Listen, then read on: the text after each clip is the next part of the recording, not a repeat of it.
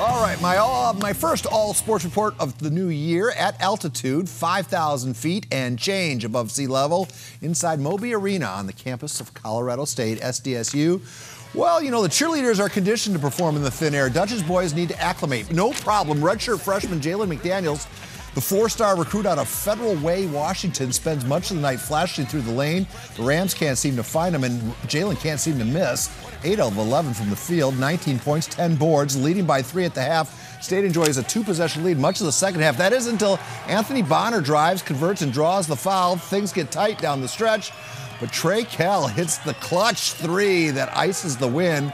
The final 77-68. The Aztecs improved to 2-1 in conference play. They will host San Jose State Tuesday, a week from tonight. All right, 8 prep games on the docket for the Tuesday night edition of the ASR. We start our prep coverage at Helix High School. The Scotties welcome in San Ysidro. That's Jalen Hinson getting the steal and throwing down 2 of his 13. Carson Baker of Helix throws the quarterback pass to freshman Kay Jesse, who gets the bucket and fouls Scotties. It'll run away the final 77-39. Boys basketball tip-off classic at Orange Glen. This is LZC taking on Mission Hills. The Grizzlies. Chris Olave shows he's a two-sport star with the game-high 21 points, but La Costa Canyon is led by senior Chandler Doherty with 18 points. Mavericks now 1-0 in tournament play, 63-54 your final. Same tournament, RB taking on host Orange Glen. That's the Patriots freshman Adam Nieves with 2 of his 16, while senior Caden Palmer gets 2 under the basket for a game-high 17. Orange Glen dominates with a 79-45 win. They now improved to 9-4 overall. Castle Park meets Escondido at the New Year Classic, hosted at Sweetwater High School. The Cougars' Milani Montry reminds us the banks are open after the holidays. That shot ties the game in the fourth quarter, but the Trojans' Asante Jackson makes the steal and finds Alejandro Rios, who has the 2 over game-high 10. Final 37-32, Castle Park on top. More Lady Hoops, Francis Parker taking on LCAP. The Vaqueros on the break, and watch LCAP freshman Kylie Mead lay in 2 over 23. Moments later, the Lancers force the turnover, and senior Giselle Olato takes it all the way for the bucket. We're going to watch Giselle go as the Parker squad holds on for a 51-47 win.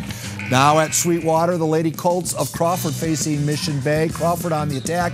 Matrice Brown gets the ball in the paint and drops in 2 over 14. Just before half, Colts senior Jenny Chim gets the steal, puts in the nice spin move right there, and will get the bucket. Crawford wins 47-14. The Granite Hills Lady Eagles facing off against Holtville in the first quarter of the Eagles. JC Tanks, or make that dance, gets open and scores 2 over 8. We move to the third quarter where Connie Kubari goes off the glass to score 2 over game-high 10. Granite Hills 27-23 winners in a very low-scoring game. And we'll finish up on the soccer pitch at Coronado. The Lady Islanders hosting Sage Creek. 5 minutes remaining in the game. Bobcats' Izzy Sloss scores from 20 yards out to break a scoreless tie. Islanders respond 3 minutes later as Paige Ferguson finds the back of the net. But with no overtime, the game ends in a 1-1 draw. Well, here's some unsettling news for a plethora of San Diego athletes committed to play football at Arizona. The coach just got fired. Rich Rodriguez, reportedly accused of sexual harassment back in October. The university conducted a season-long investigation. In fact, they brought in an outside firm. And while they could not substantiate those claims, they did uncover information that made school officials, and I quote, concerned about the direction and climate of the program, end of quote. Rodriguez's reputation takes a hit here, but not his bank account. The university will pay out the remaining $6 million on his contract. Perhaps more importantly, at least 6 of our local kids are all headed to University of Arizona. That might change their plans.